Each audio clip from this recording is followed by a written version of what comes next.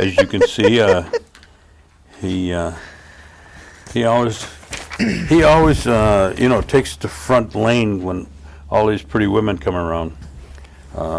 He's like that, so you got to be careful of him. Keep your distance. Okay, so all my notes, well, let's just see if I remember everything I wrote. She does the same thing to you that I do, Gordy. What's that? Ignored him.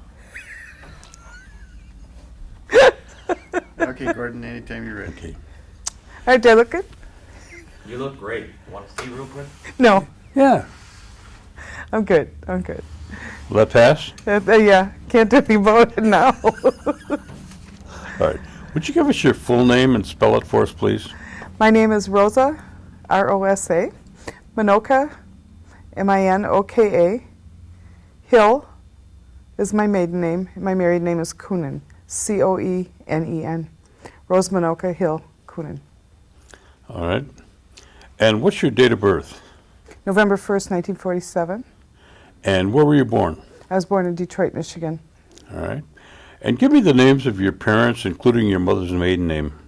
My parents are Norbert and Eileen Hill. My mother's maiden name was Johnston, Johnston. And in your father's name? Norbert Hill. His whole name? Norbert Seabrook Hill. Okay. Now, do you remember your grandparents at all on either side? I only remember one recollection of my Grandma Hill, although I feel like I know her because everybody has told me about her. And I was 4 when she died. I see. And I do remember my mother's mother, Grandma Johnson, because I was in my early 20s when she passed, so I did spend time with her growing up. Okay. So you never really had a chance to get to know your father's parents? No, my father's father passed when my dad was about 4 years old, I see. and my mother's father passed when she was a young girl. I know next to nothing about him. Okay. Well, tell me a little something about your mother's father, and where he was from, and what did he do? I mean, your mother's mother. My mother's mother. What I remember about Grandma Johnston is, she was a great grandma, a wonderful grandma. I only knew her as being a widow with her own grown children, and just being a grandma, loving her grandchildren, and so she didn't work that I know of outside of the home. If she did when she was younger, number one, I would be surprised at that because she was a single parent for many, many years, and number two, I just don't recall anybody talking about it. Now, how many children did your grandmother have? My Grandma Johnson? Mm-hmm. I think my mother had 5. Can I count? Sure. Oh, my mom. I hope you can. Aunt Dorothy, Aunt Vivian, Aunt Sonia, Aunt Pat, Uncle Oscar. I want to say 6, and then she had an adopted sister, so 7. So 1 brother and 6 sisters, and I could be off on that. Did you get to know Most of them. most of them? Mm-hmm. And did they grow up around the Detroit area? When I knew them, yes. My Aunt Pat married a military man, so they got to travel all over, and we used to think that was pretty glamorous. And your grandmother, she wasn't Oneida? She was not Oneida. She was Cree from Cree? Canada. Mm-hmm. Did she ever tell you any stories about, her background or her growing up? Not a lot. Not a lot. And as an adult, I've come to the conclusion, I think that she struggled, as a young girl. I vaguely remember, we played cards a lot with Grandma, and we'd ask her to tell us stories, and when she would, it was always the same story. And I honestly don't remember the story. I remember her talking about riding horses, and... Did she live on a reservation? I don't know.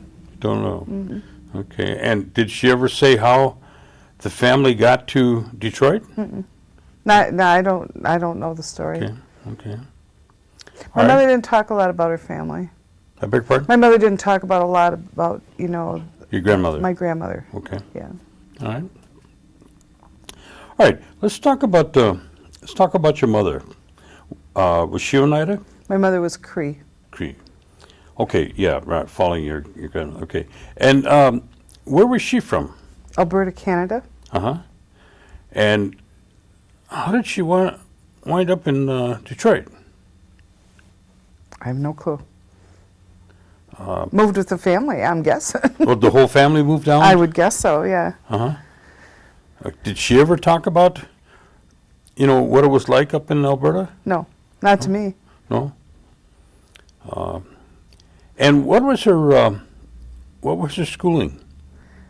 My mother, from the stories I remember, is she graduated high school at 14. She was very bright and she moved ahead. And she also graduated from nursing school in Chicago. I want to say like American Hospital School of Nursing, but I'm not positive that's the name of it. And where did she meet your dad? My understanding is my parents were both founding members of the North American Indian Club in Detroit. And the story I got, And that's where they met. they met in Detroit. Uh-huh. I see. Okay.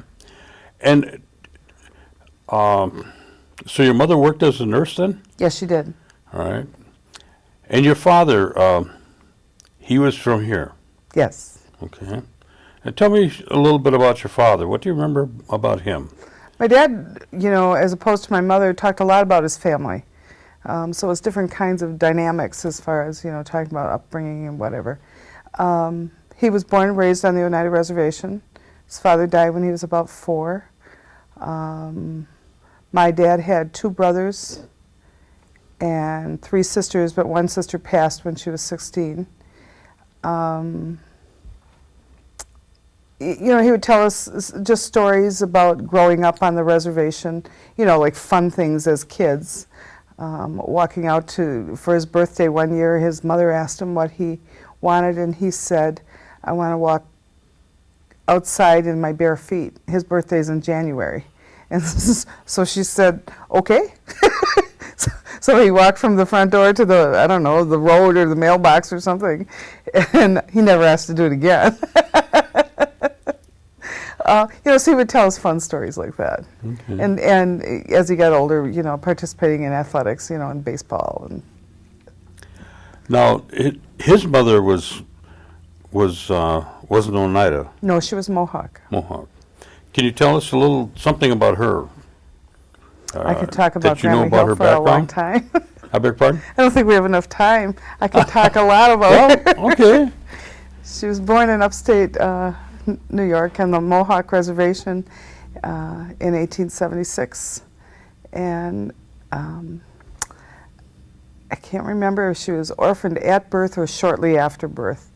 And when she was 5, she was adopted by a physician in Philadelphia by the name of Joshua Allen. Her grandmother was bringing her up and, found it to be, she was getting older, and couldn't take care of a little kid. Dr. Allen came along, and my understanding is he was non-Indian.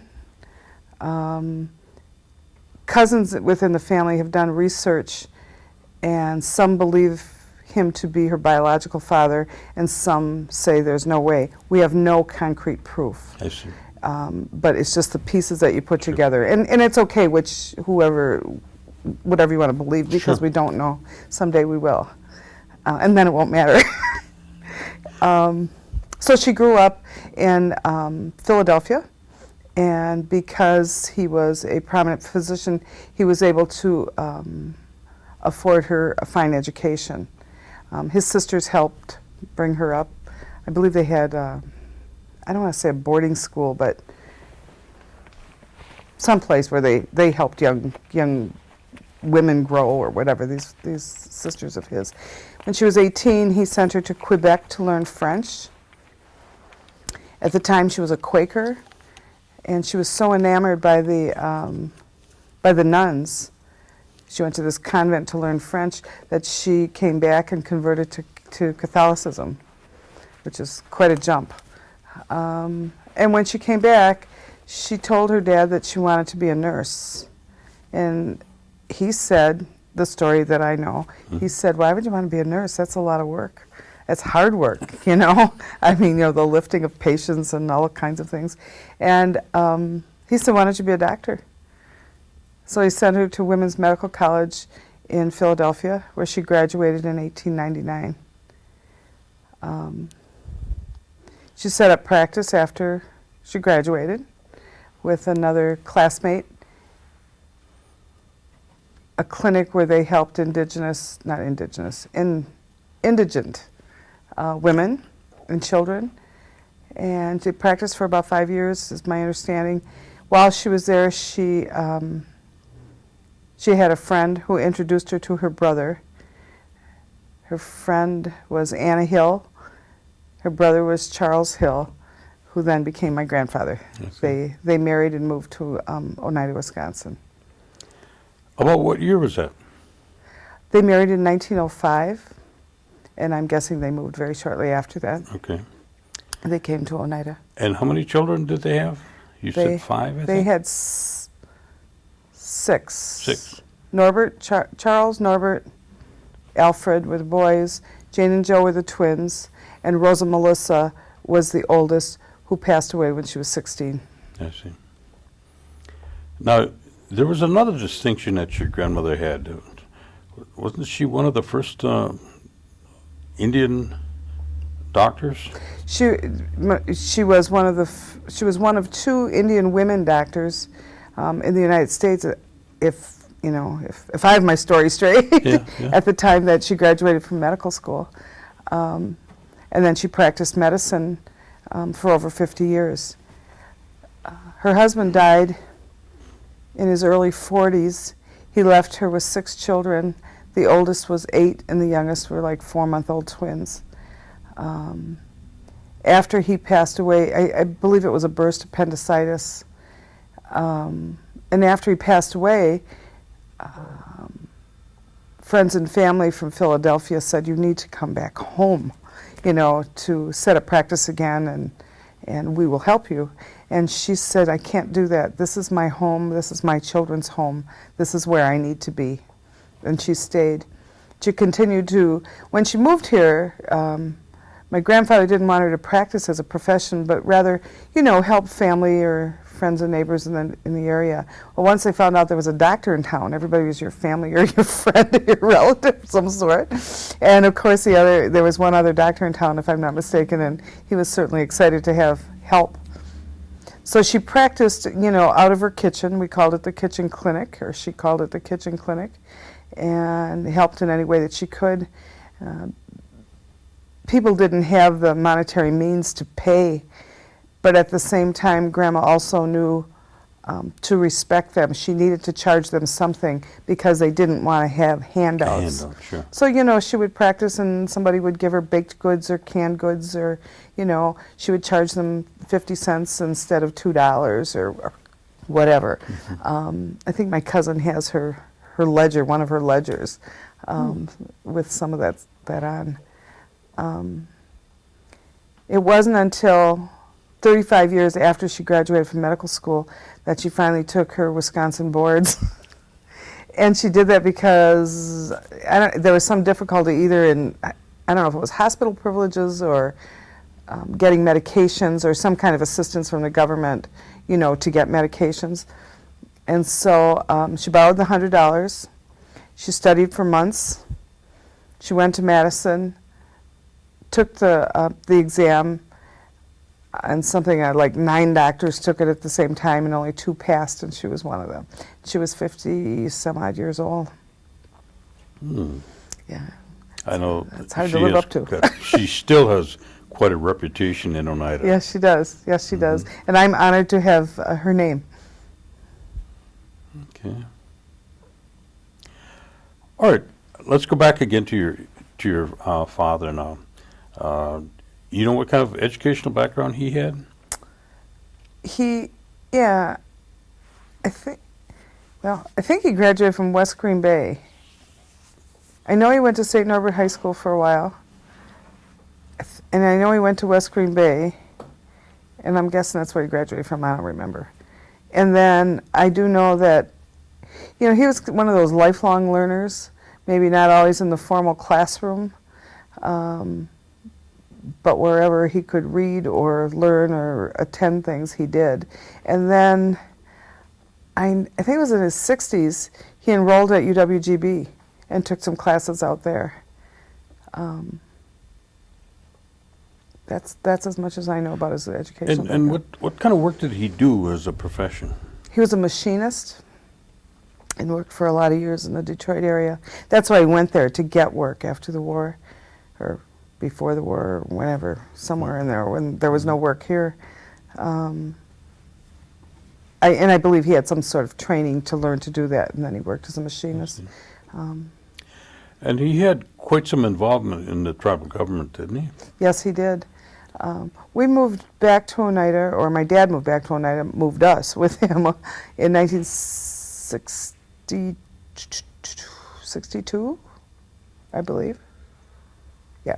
And always having been interested in, you know, the future of the Oneida people, he became more involved when he was here. Of course, he could.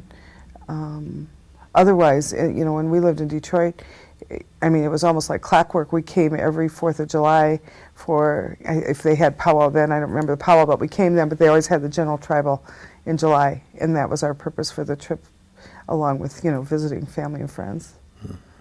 So when my dad said that we were going to move here, I was like, people live there? You know, I was like 14 years old. I thought it was just a place to visit. You know, like in today's terms, I would think of it as a door county. Kind of a fun place to go and visit and see people and have fun and get treats. Let's hold a minute. So, you know, when we moved, it was it's kind of a shock to me. And I think for a couple of reasons. One, being 14 years old and a female. Take me from my friends? What do you mean? And the culture shock that I experienced when we got here, in the sense of, you know, we grew up in a suburb of Detroit. You know, had to be at school at 8 o'clock, you leave at 10 to 8, and you run 3 blocks and you're there. And, you know, living in the city as opposed to, you know, out in the country or on the res. I mean, 2 different worlds. And this is, of course, in the 60s when things were very depressed in Oneida. And to know that you're living there, you know, this is not like we're not visiting for 2 weeks. It was culture shock. Go to a school that was, you know, 500 students where we had, you know, close to 500 in our class. You know, so that was an adjustment. Hopping on a bus an hour before you have to get there. And just a lot of adjustments that come with change. And again, being at, you know, a tender age, it was difficult at first for me. Tell me what a typical Sunday would be like at home when you were, you know, When I was little? Yeah. Well,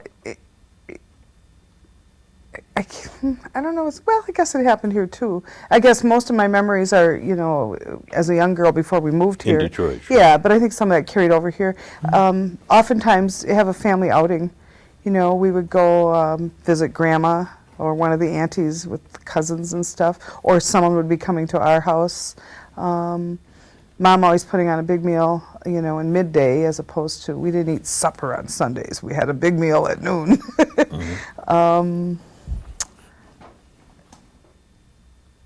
Time together, you know, let's go for a ride, and they would take us to different places, you know. Oftentimes on Sunday nights, I remember they would have their meetings at or some sort of activity at the YW, I think it was, YWCA in downtown Detroit, where the group would meet, the American Indian Club. And so there were families that came there, and I remember as kids, you know, playing with the other kids and doing things while our parents were in the other room having their meeting, and then we shared a meal. So I remember good times. What was the other holidays like as a Christmas? Christmases were great. You know, as a kid growing up, you know, I never had a sense whether we, you know, had money or didn't have money.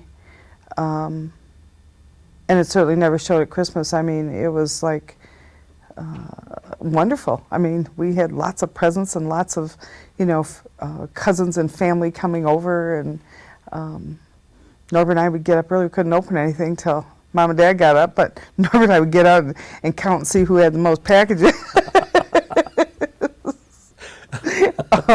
So I always had a cohort. Good holidays, yeah. Now, let's say once you moved out here, where did you reside? We resided in the old homestead, Which is 532 Airport Drive, although we didn't have that address then, but where my dad grew up. And, we call it the ranch. and what were some of your responsibilities at home? Did you have, when you moved there, did you have running water and electric lights? Or? No, that was another little culture shock for me. You know, you can do it for 2 weeks, but you can't do it, you know, at 14 and tell anybody. We had an outhouse in the back. Yes, we had running water. We ran out to the well and got it. That's why we called it running water. And my mom and dad, you know, because I'm sure it was a change for them, too. I think, you know, and this is again in retrospect, that they tried to be positive about it, you know, knowing this isn't going to be forever. And, you know, my dad started remodeling the house so we could have those luxuries that we grew up with, that we knew. You know, we'd have the drinking water sitting on the counter, and we would have the dishwashing water going on the stove all the time, so we had warm water and then a wash-up area. And, you know, we'd say it was cardboard walls. It was cold. It was freezing cold. And, you know, my dad would do things that I think he did as a kid. He knew the remedies. He would take warm bricks on the stove and then put them there to stand on, like when I did dishes, so that my feet would be warm. Or put them in the bed before you got in, so that, you know, the bed was warm. And, you know, so they did things. Again, this is in retrospect. At the time it was happening, I thought, oh my God, why would anybody want to punish me like this? And again, it's probably the best thing that ever happened. coming home. What about, you talk about culture shock, what about relationships? Did the relationships that you ran into in Detroit, was it a different kind of relationship once you intermingled, you know, Like with here in Wisconsin? school and stuff? Mm-hmm. I beg your pardon? Like with school and Yeah, stuff? mm-hmm. With, you know, with your contemporaries. Okay, I'm not going to sugarcoat it because it was difficult. I grew up, when I came here, and we started school at West Pier High School. Of course, for the first few, you know, days or weeks, you know, my brother and I were glued at the hip because we didn't know anybody. And then, you know, that easily came undone. What I found was, and the difficulty came, are the Indian girls, the ones from, you know, that I rode the bus with, that, you know, I would see every day. We didn't relate. You know, the non-Indian girls, the white girls are the ones that befriended me. And I don't know, you know, today I still don't know why that was specifically, but I mean, they would taunt me and, you know, not be nice to me, as teenage girls can be. And until it was addressed, and it was hurtful, but at the same time, I think part of it is because I wouldn't do the things that they were accustomed to doing. And I don't mean this today in any negative way, it's just the way it was then. on Friday nights they'd be hanging out in the streets of Oneida where there's nothing to do, and get a 6-pack of beer and smoke cigarettes. Well, I would have been grounded for life if I would even entertain the thought of doing that. So we had different upbringings, different values. I'm going to go to college and I'm going to do this and I'm going to do that. And that wasn't in their vocabulary then because that's not the background they came from. I always likened it to, and I don't mean this in any hierarchical way or any way, I was a city Indian. I had different experiences. My upbringing was different. And so the two would clash. But, I know that as an adult. At the time, you didn't. All you knew is, how come they're not nice to me?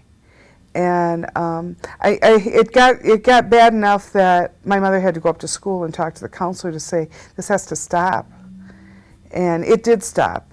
And we didn't become best friends, but, we're able to communicate. I guess if I look back now, today, looking back on it, we could laugh about it, saying, oh yeah, I remember that, I don't want to talk about it. Because I see some of these same women around who've done very, very well and in senses have turned their life around and probably have done better in many ways career-wise than I have. And yay, that's great. But, at the time it was hard. It was very hard. I got very active in school activities. That's just who I am. And that's not what they did. So they saw me as different as well as I saw them different. But things got better, and I had a great, high school career. Now, when you came back, were you in grade school yet, or? No, I was a sophomore in high school. You were a sophomore, okay. Mm-hmm. And you went to? Westy Pier. Westy Pier. Mm-hmm. All right. And your years in high school, they were pretty much on the plus side then? Oh yeah, I was a pretty decent student. I had high aspirations. I had a lot of friends. I was popular. Active in, president of, one of the clubs and an officer for the class. And I was prom queen when I was a junior in high school. And it's not about a popularity contest, but, another claim to fame. Take it when you can get yeah, it. That's right. And so, yeah, it was a good experience, a good... Now, did your parents, your dad was involved with the tribal government, so did you have any exposure to, like, the discussions or meetings about the New York claim? Did you ever talk about that in your presence? He might have talked about it, and he very well could have talked about it at the dinner table. But, that's not where I was at as a teenager. Like, yeah, right, whatever, Dad. I just know we went to a lot of meetings. And that we had, Oneida, the reservation in New York. I knew that. Mm-hmm. So, I had to have learned some of that from him. Because how else would I know it? They didn't teach you in history class. Duh. So I would say, yeah, there probably was talk. I don't know how much of a discussion, but more him teaching us. I see. But, at the age I was, that didn't interest me. Did you ever participate in Hoyan? I don't know what you mean by participate. My dad always went and got donuts on, Yeah. on New Year's morning, Mm-hmm. and we knew about Hoyan, and I may have accompanied with him to to different houses sometimes on New Year's. I was very well aware of it, and I've also shared that with my own family as my kids grew up. Now, what year did you leave Westy Pier? I graduated in 1965. Okay, and what did you do then? I went to UW Oshkosh Okay. for a minute. Not really a minute. I got a nursing scholarship. I wanted to be a nurse. Well, when I was a little girl, I wanted to be a doctor just like my grandma. But then I figured out how many years I had to go to school. Well, then I wanted to be a nurse because I wanted to help people. That was my thing. That's what's inside of me, is to help people. Well, nobody told me you had to be good in science and math. And so I got to Oshkosh on nursing scholarships, and I am failing anatomy. I am not doing well in chemistry. I mean, it was a nightmare because I wasn't interested and I didn't like it. And so by semesters I changed my major, and then I went for a total of a year and a half, and as my mother would say and had said, you had way too much fun. And I did. And you did. And I did, and I did not finish. But in retrospect, I made lifelong friendships, and I have them yet today, and so I think that there's some real pluses to that. She didn't equate it quite the same way as I did, but... Okay, Oshkosh, year and a half. Then what? Then I came, let's see. Then I came, and then I didn't know what, and then I worked in Green Bay at the Wisconsin telephone company, Wisconsin Bell or whatever, as a telephone operator. It was a job. I didn't drive. They didn't teach driver's ed back then, and never learned how to drive. So I would walk from the ranch up to the White Eagle to catch the 7:20 bus, one of two buses that went to Green Bay a day, and I would go to work. But when you worked at the telephone company, oftentimes you, according to seniority, picked your hours or got your hours. Of course, being low, I would get like split shifts. So I would get the 7:20 bus, get to Green Bay about 10 to 8, and I didn't start work till 9. So I just hang out in the lunchroom because I had nowhere else to go, to bide my time. I mean, it was inconvenient, but I can't believe I did this. And then I would work till, 9 to noon or 9 to 1, and then have to go back at 4:30. So you get this gap of time. Well, I couldn't come home because I had no way to get home. So I would either kill time downtown, I'd go to the library, go to a movie, just hang out, go shopping and spend, next week's paycheck. I did that for a year, and sometimes I had better shifts. Sometimes I got to work 9 to 6, and so then my dad would pick me up because I had no other way home. But, it was limited because I didn't drive. But that was my introduction into the real work world. And then after a year, my girlfriend and I said, we're getting out of here. We're going to go conquer the world. And we moved to California. Oh. We were... And what was your girlfriend's name? No, wait a minute. Before we get to California, I worked at the telephone company, and that summer is when Pearl McLester called me and said, Rosa, we're going to have a Miss Oneida contest, and we'd like you to run. And I'm like, a what? You got to be kidding me. I mean, I really thought she was joking. And she's like, no, we're going to have it at the powwow. And they were looking for contestants. And you had to be, single and have an outfit. And we called them costumes back then. I mean, And the hook for me was, she said, in the winter, we'll get an all-expense-paid trip to Sheridan, Wyoming, for the Miss Indian America pageant, to be a contestant there, and to participate in a celebration they had called All-American Indian Days. Well, being 19 years old, I want to see the world. It's like, whoa, what an opportunity. So I ran. And I recall that there were just two of us. Maybe there was a third. I don't remember that. Debbie Ninham was the other, Debbie King now, I believe her name was the other contestant. And it was out at Chicago Corners, long before we had the huge powwows that we have today.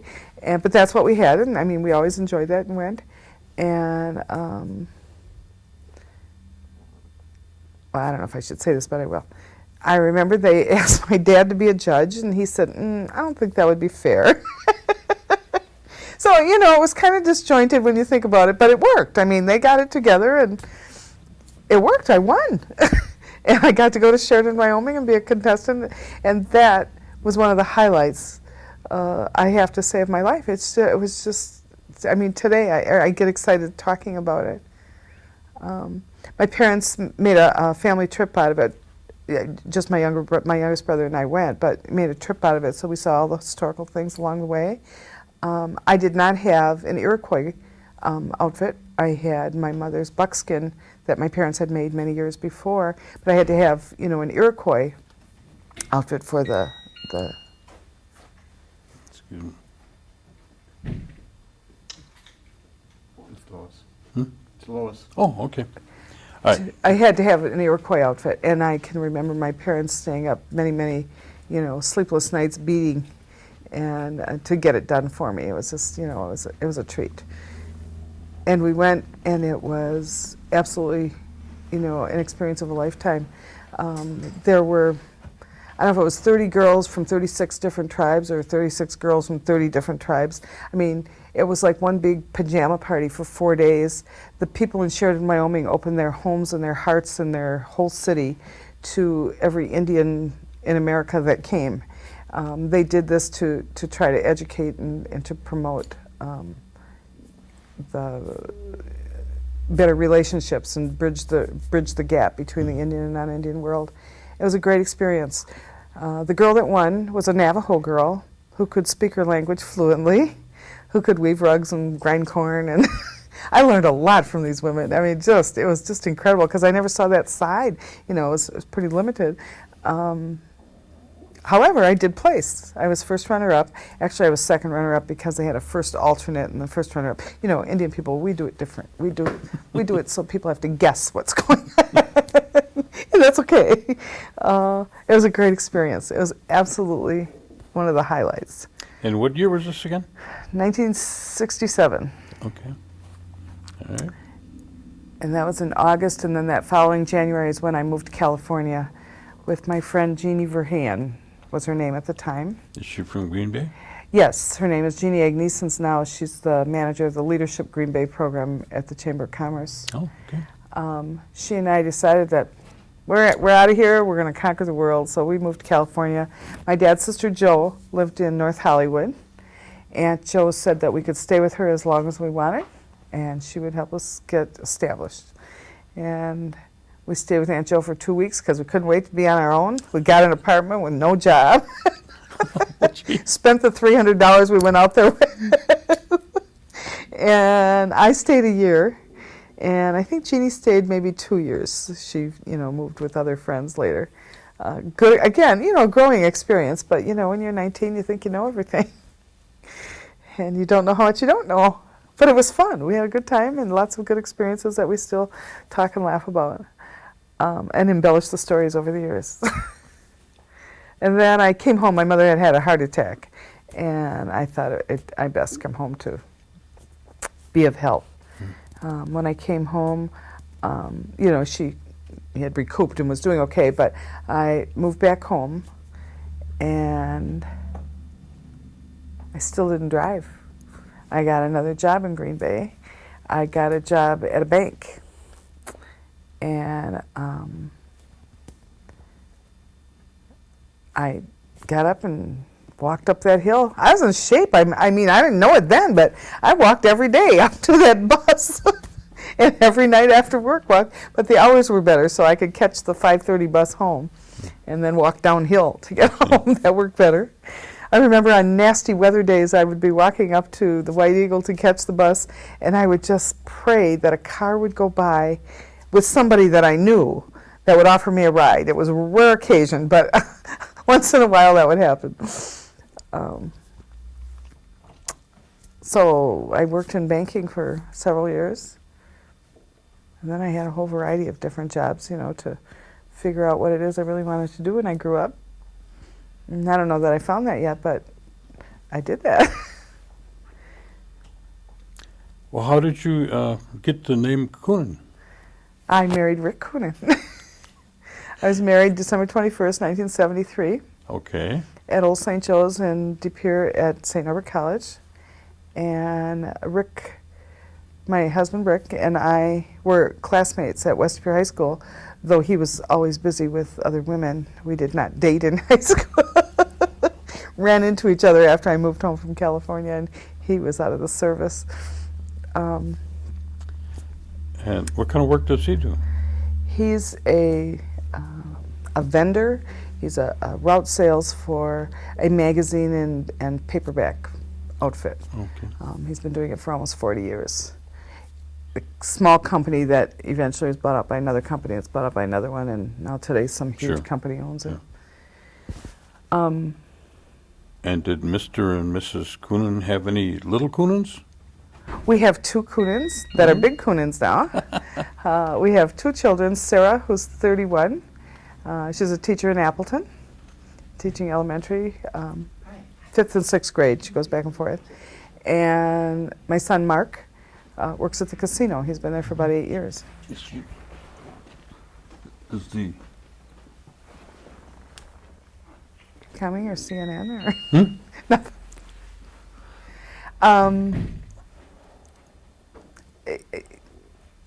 Part of my story is Rick and I will be married 34 years this December, and if you would ask either one of us, we would do it again in a heartbeat. We're still madly in love with each other, and we've had a good life, and I'm very grateful for that. I do have to say that when we started out, it wasn't so, if you want, this is part of the story. We dated for about 5 years off and on. His parents had a hard time with him dating me. His mom said it was because I was Indian. Now this was like news to me. I never experienced such discrimination. Mm-hmm. And he told me about it right away, that she had this problem with it. He didn't have a problem with it, and I'm like, this just didn't seem, I never heard of this before. Or you experienced it. I mean, it's not that I hadn't heard of it, but so he struggled with, these are my parents, and what do you do, blah, blah, blah, back and forth. And so it was difficult. I don't believe that was the real reason.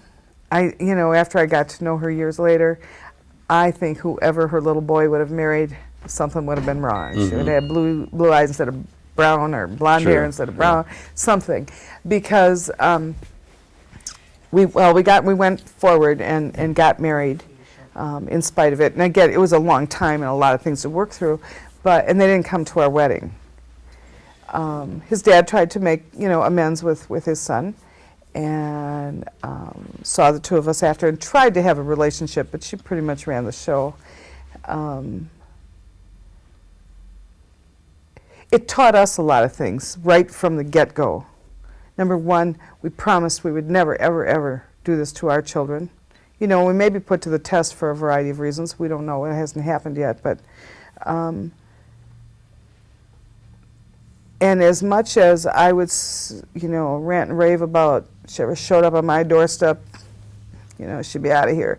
Well, the day that we got the call from his dad, his mom wanted to make amends with us 5 years after we were married, and 2 children, first 2 grandchildren, I couldn't do that. There's no way I could do that. It's his mom. And when you think about it, it's probably more difficult for her than it had been for us. We went about our life, and we could sleep at night, and I'm sure she struggled many times. Not a woman to ever talk about it, so that bothered me at first. It's just like, okay, let's talk this all out. Well, that never happened, and Rick had a good sense on it. He just looked at me and said, what's the point, in bringing up this or bringing up that? It's over, it's done. And so we just moved forward. She passed away about 3 years ago, and over the years, I wouldn't say she was my best friend, but I didn't not like her. She was who she was, and I'm sure she thought that about me, a little outspoken me. But I could even get to the point where I could tease and say, well, I'm your favorite daughter-in-law. And she would say, well, you're my only daughter-in-law. It's like, well, you get what you get. Now, you have 2 children? Yes. And give me their names again. Sarah Eileen. And she's 31, and she's a teacher in Appleton. And the other one?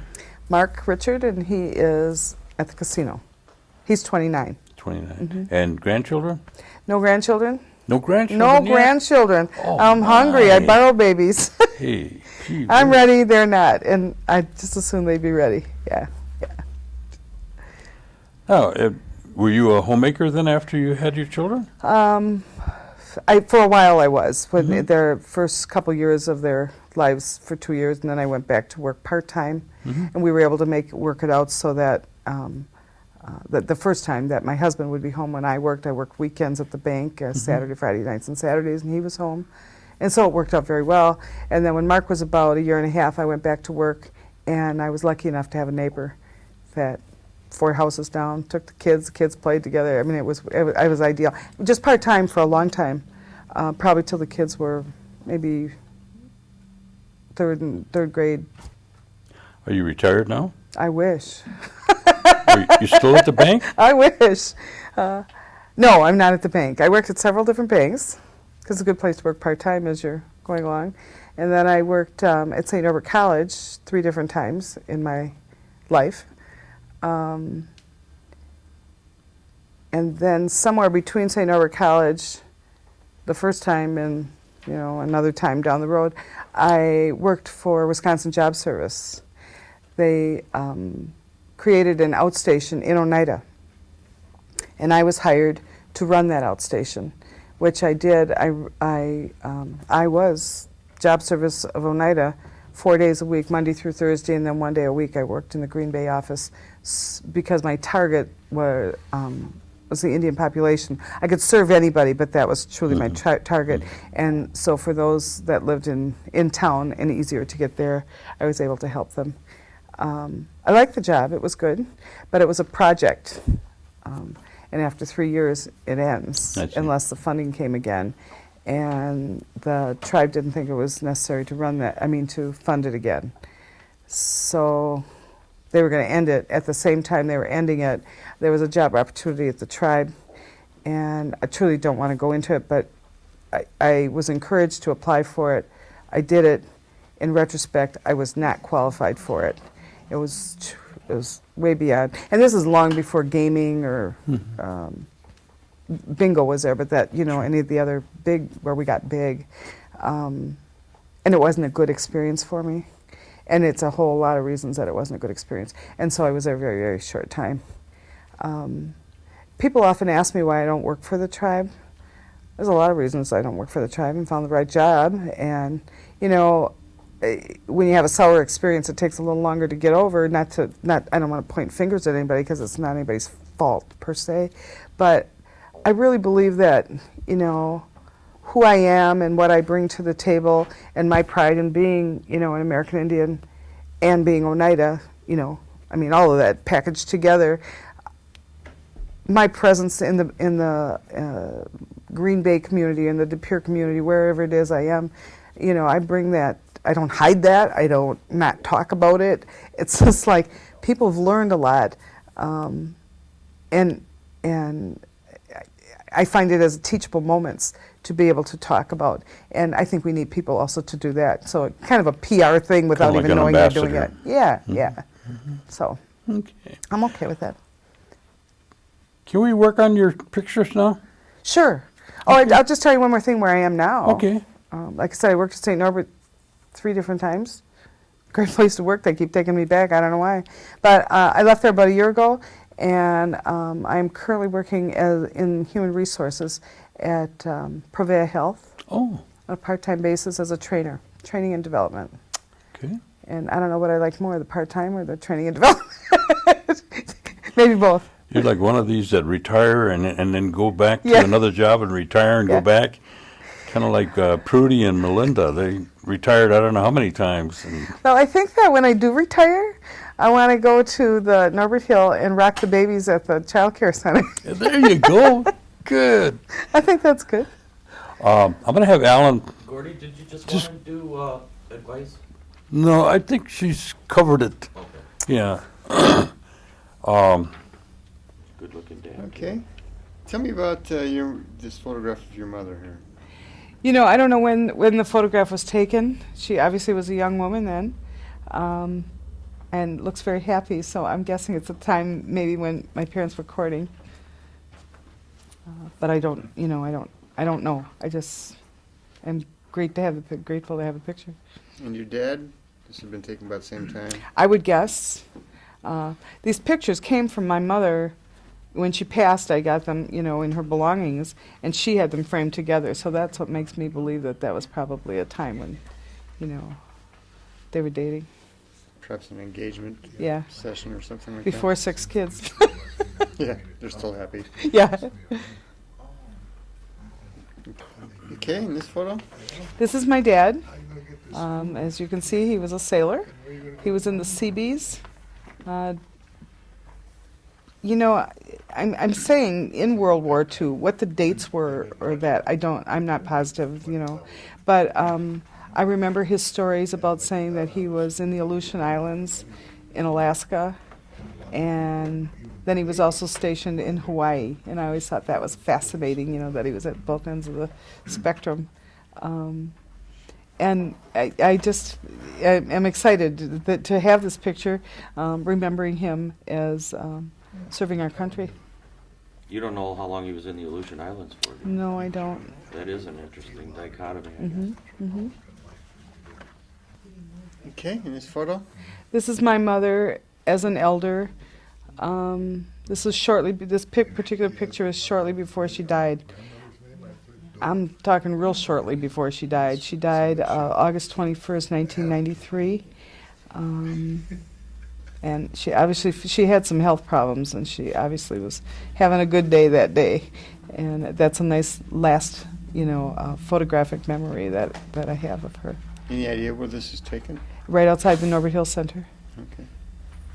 There must have been something going on there, some event we were at. Okay, in this photo? This is a picture of my dad. My dad died June 19th, 1983, 10 years before my mother. I don't know where this picture was taken. I don't know where it came from, but I recall after his death in looking for a photograph of him that we had several copies of these made. And I just think it's a great picture of him. It's who my dad is. It's who I remember. Even growing up, that the expression on his face and just the way he looks is my dad. Okay. This picture was taken at the Radisson at my mother's 70th birthday. We had a luncheon, and those are my four brothers and myself and my mom. The only one not there is my sister. She, wasn't able to be there. She lives in Colorado. And the two of the boys that live far away, we surprised her and had them come in for her 70th birthday. And I want to say it was the early 90s when that was taken.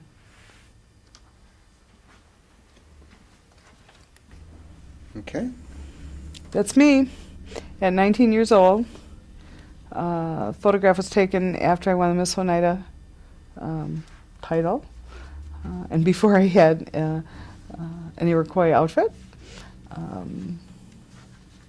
I think that picture was in the Press Gazette. I'm not sure. I'm pretty sure it was. What kind of regalia was that? It was buckskin. I don't know from what tribe. My parents made it years ago. They still have it. A beautiful, beautiful outfit that was mine. I mean, it was given to me. So, and the headband, if I'm not mistaken, was my grandmother's, Grandma Hill's. This is what you wore That's what when I you went to wore. Wyoming as well? No, when I went to Wyoming, I had a new outfit. I had an Okay. Iroquois outfit, but I wore this for the Miss Oneida because that's what I had.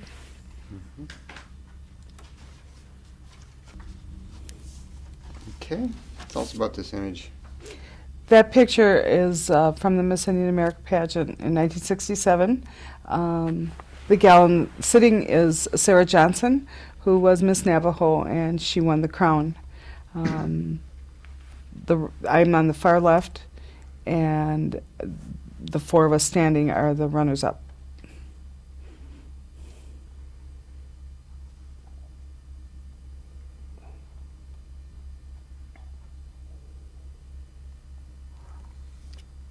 Okay. I don't know what you want me to say, though. Well, tell us a little bit about when you were presented this sash. Oh, Go ahead. this sash and crown were given to me this summer at the 40th anniversary of the celebration of the Miss Oneida pageant in Oneida. They called up or announced all of the names of the former misses, from the most current one down to me, who was the first one in 1967. And I thought I was walking on the stage to receive a gift as the other girls did. And when I tried to walk off, they told me to wait. They had something for me. And totally took me off guard and surprised me with both the crown and the banner. I was speechless, which doesn't happen very often. I honored to the nth degree to have this. Back when I won, the tribe didn't have the means to, decorate us with such elaborate gifts as this, and they recognized that, and they honored me as being the first one with this, and I am just overwhelmed.